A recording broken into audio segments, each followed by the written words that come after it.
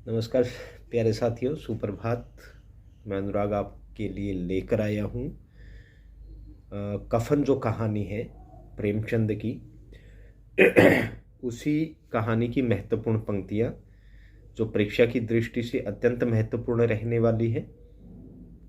ये RPSC assistant professor के syllabus में है। इसके अलावा अन्य प्रतियोगी परीक्षाओं में भी आपके काम आ सकती है। तो ऐसी महत्वपूर्ण पंक्तियाँ जो पूछी जा सकती है, किस पात्र के द्वारा बोली गई है, किसका कथन है या कौन सी कहानी से है, ऐसा क्वेश्चन पूछा जा सकता है। तो साथियों, कफन कहानी पढ़नी, ये नुक्ता आएगा यहाँ पर। कफन कहानी है प्रेमचंद की, तो उसी की कुछ महत्वपूर्ण पंक्तियाँ हैं। चलो चलते हैं, देखते हैं। ये आ गई सबसे पहली पंक्ति है, मालूम होता है बचेगी नहीं, सारा दिन दौड़ते ही गया, जा देख तो आ। साथियों, ये कथन है घीसू का।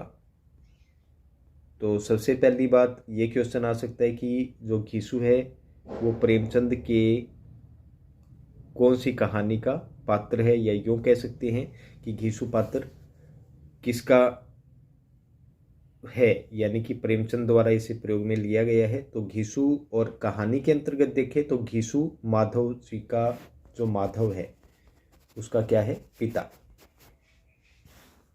और माधव की जो पत्नी है उसका नाम है बुधिया, उसका नाम है बुधिया। तो बुधिया का पति माधव है और माधव का पिता है वो घीसू है। चलते हैं नेक्स्ट कथन की ओर। क्या आ गया दूसरा, मरना ही है तो जल्दी मर क्यों नहीं जाती, देख कर क्या करूं। ये कथन फिर माधव का है। ये इनकी यथार्थवाद से संबंधित कहानी है मित्रों। नेक्स्ट कथन ये आ गया, तू बड़ा बेदर्द है बे, साल भर जिसके साथ सुख चैन से रहा, उसी के साथ इतनी बेवफाई। तो ये भी जो है वो घीसू का ही कथन है, माधव के पिता का। नेक्स्ट, तो मुझसे तो क्या तो मुझसे तो उसका तड़फना और हाथ पांव पटकना नहीं देखा जाता।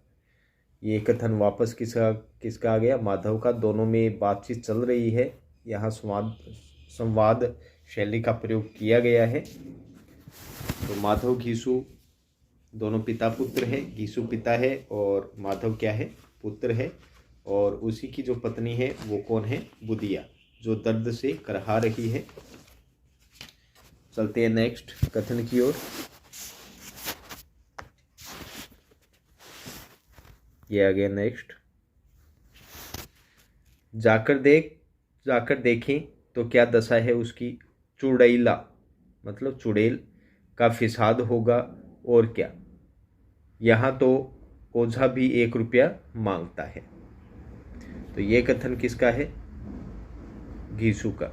जब घीसू आलू निकालकर छीलते हुए खा रहा था उस समय ये बात बोल रहा था। नेक्स्ट,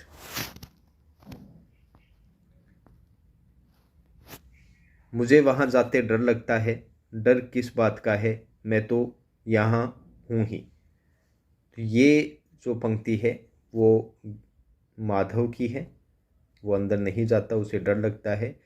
ये वापस जो है वो घीसू की पंक्ति आ गई, कथन।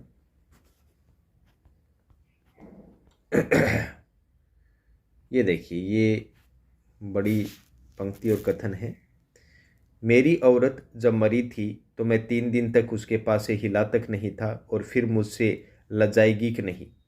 देखो, माधव की पत्नी है और घीसू की बहू है, तो लजाएगी मतलब उसे लज जाएगी यदि मैं गया तो ये घीसू का ही कथन है। जिसका कभी मुंह नहीं देखा, आज उसका उगड़ा हुआ बदन देखूं, उसे तन की सुध भी तो न होगी, मुझे देख लेगी तो खुलकर हाथ पांव भी न पटक सकेगी। जिनके शर्म नहीं है वो शर्म की बात करते हैं, शर्माने की बात करते हैं, ऐसे बेशर्म लोग हैं। नेक्स्ट, मैं सोचता हूँ कोई बाल बच्चा हो गया तो क्या होगा, सौंठ गुड़ तेल कुछ भी तो नहीं घर में। ये कथन भी किसका है, घीसू का। यानी कि जो बुदिया है उसके बच्चा होने वाला है और घर में कुछ भी नहीं है और वो दर्द के मारे तड़फ रही है और ये निर्मम लोग बाहर बैठे आलू भून भून कर खा रहे हैं, वो भी लोगों के खेतों से चुराए हुए। नेक्स्ट कथन है, सब कुछ आ जाएगा भगवान दे तो, जो लोग अभी एक पैसा नहीं दे रहे हैं वे ही कल बुलाकर देंगे। मेरे 9 लड़के हुए घर में, 9 लड़के हुए घर में कभी कुछ न था, मगर भगवान ने किसी तरह बेड़ा पार ही लगाया। ये कथन घीसू का है और इस कथन से साफ साफ पता चल रहा है कि उनमें कितनी कामचोरी है, कितनी आलस्यता है। वैसे तो ये काव्य दोष हो जाएगा, आलस होता है।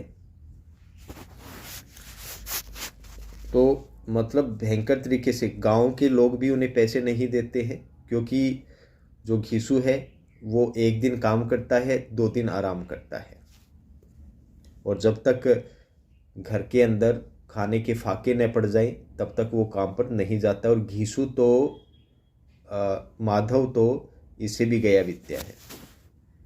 नेक्स्ट कथन, वह भोज नहीं भूलता, तब से फिर उस तरह का खाना और भरपेट नहीं मिला।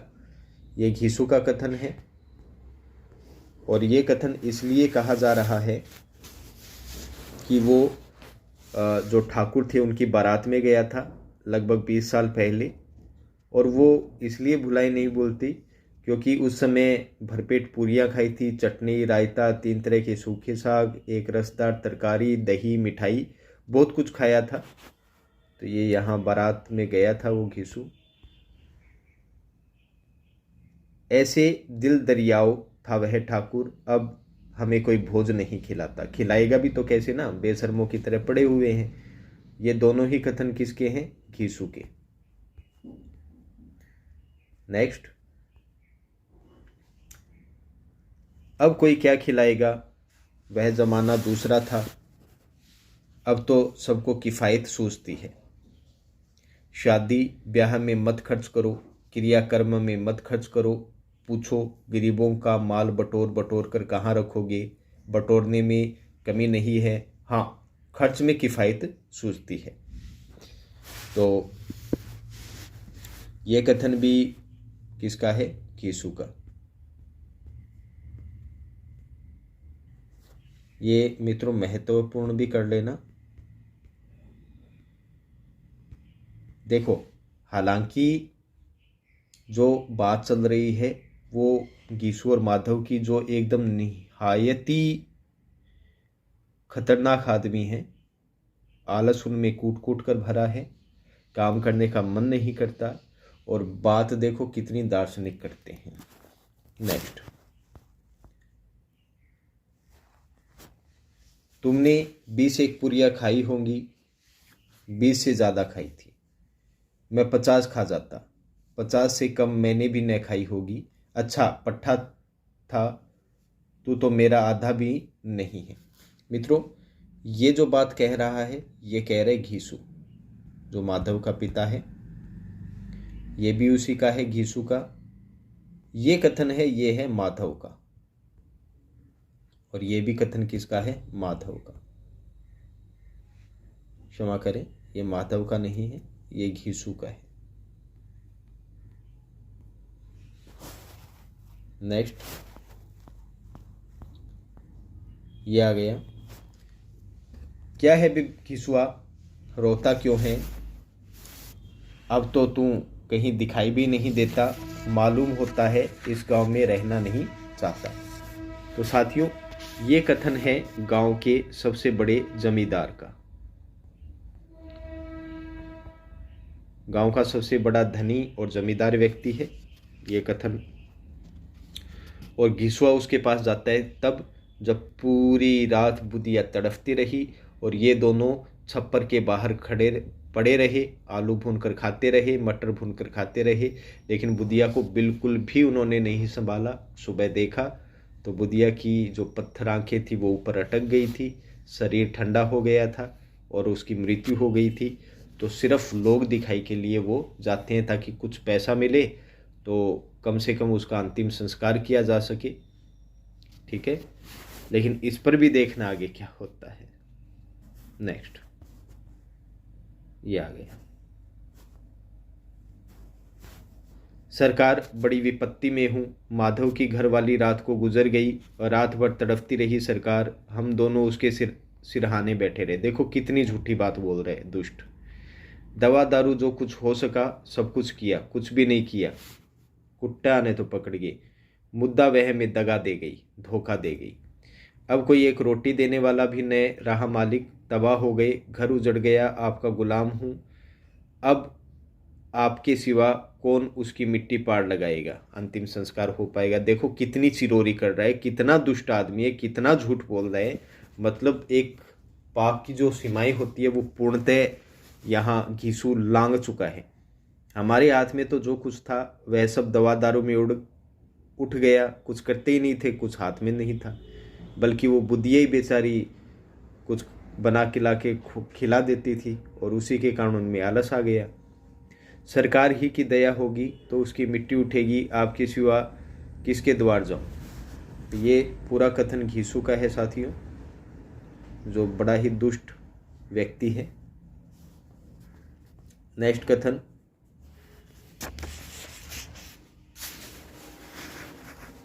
लकड़ी तो उसे जलाने भर को मिल गई है, क्यों माधव? हाँ, लकड़ी तो बहुत है, अब कफन चाहिए। अब सीधे ही पता ही चल रहा है आपको, ये घीसू का कथन है जो अपने पुत्र माधव से बात कर रहा है। दोनों बाजार आए हुए हैं ताकि अंतिम संस्कार कर सके। नेक्स्ट, तो चलो कोई हल्का सा कफन ले ले। देखो कितनी घटिया सोच है इन लोगों की। कफन भी अंतिम व्यक्ति को दे रहे हैं अंतिम बार, तो भी कैसा लो, हल्का सा। तो भी कैसा कफन चाहिए? बिल्कुल हल्का सा। तो ये बात बोल रहा है माधव। नेक्स्ट कथन, हाँ और क्या, लाश उठते उठते रात हो जाएगी, रात का कफन कौन देखता है।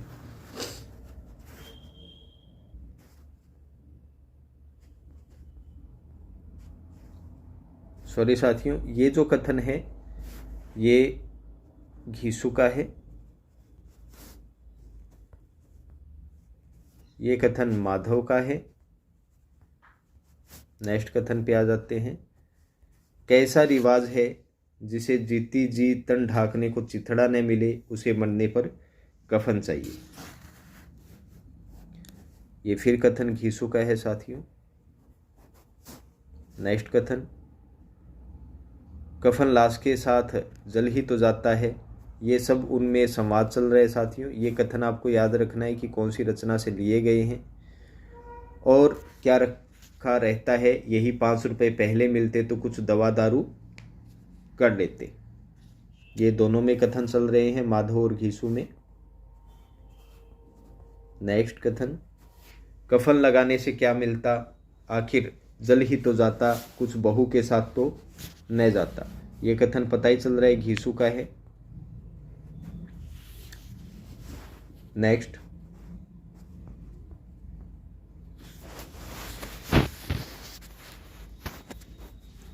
दुनिया का दस्तूर है, नहीं तो लोग बामनों को हजारों रुपए क्यों दे देते हैं। कौन देखता है परलोक में मिलता है या नहीं। तो साथियों ये कथन है माधव का, और ये जो कथन है वो दर्शन से संबंधित है, अलौकिक से संबंधित है। नेक्स्ट कथन पे चलते हैं।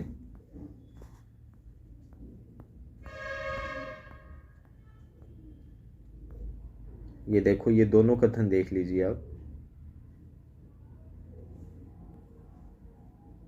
बड़े आदमियों के पास धन है, चाहे फेंके, हमारे पास फूंकने को क्या है। ये कथन और एक ये, लेकिन लोगों को जवाब क्या दोगे, लोग पूछेंगे नहीं कफन कहाँ है। ये दोनों ही कथन माधव के हैं, जो दार्शनिकता में बातचीत कर रहा है। इसके पश्चात चलते हैं नेक्स्ट कथन की ओर।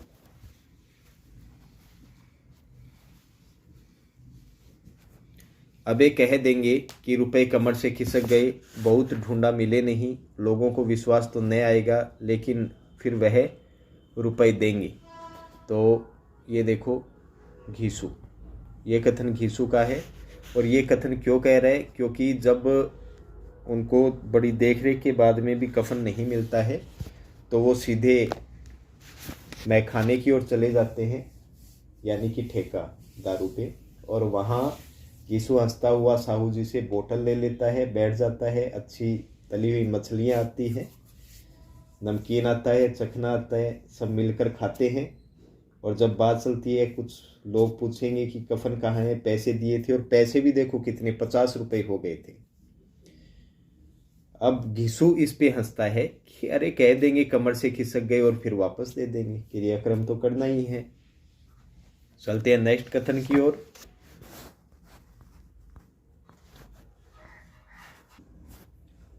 फिर कथन है, बड़ी अच्छी थी बेचारी, मरी तो खूब खिला पिलाकर। ये कथन है माधव का, मतलब ये भी बुदिया का एहसान मानते कि कम से कम खिला पिलाकर तो मरी।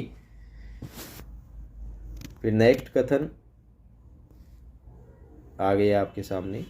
जरूर से जरूर होगा, भगवान तुम अंतर्यामी हो, उसे बैकुंठ ले जाना, हम दोनों हृदय से आशीर्वाद दे रहे हैं। आज तो भोजन मिला, वह कभी उम्र भर न मिला था, और वह भोजन मिला जो उम्र भर नहीं मिला था। दुष्ट प्राणी, पत्नी वहाँ पड़ी है और ये यहाँ शराब पी रहे हैं। तो ये कथन है मित्रों माधव का, और वो भी कैसे, श्रद्धा से सर और झुका रहे त्रेड़। ये हो गया। नेक्स्ट कथन चलते हैं। जो वहाँ हम लोगों से पूछे, ये पछे नहीं, पूछे कि तुमने हमें कफन क्यों नहीं दिया, तो क्या कहोगे, कहेंगे तुम्हारा सिर। ये कथन किसका है, माधव का। नेक्स्ट कथन ये आ गया।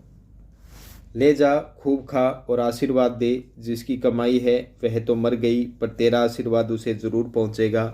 रोए रोए से आशीर्वाद दे, बड़ी गाड़ी कमाई के पैसे हैं। तो ये उसके ससुर घीसू यानी कि माधव के पिता का कथन है। और गाड़ी कमाई देखो, लोगों से मांग के पैसे लाए और कह रहे हैं बड़ी गाड़ी की कमाई है। ये नेक्स्ट कथन।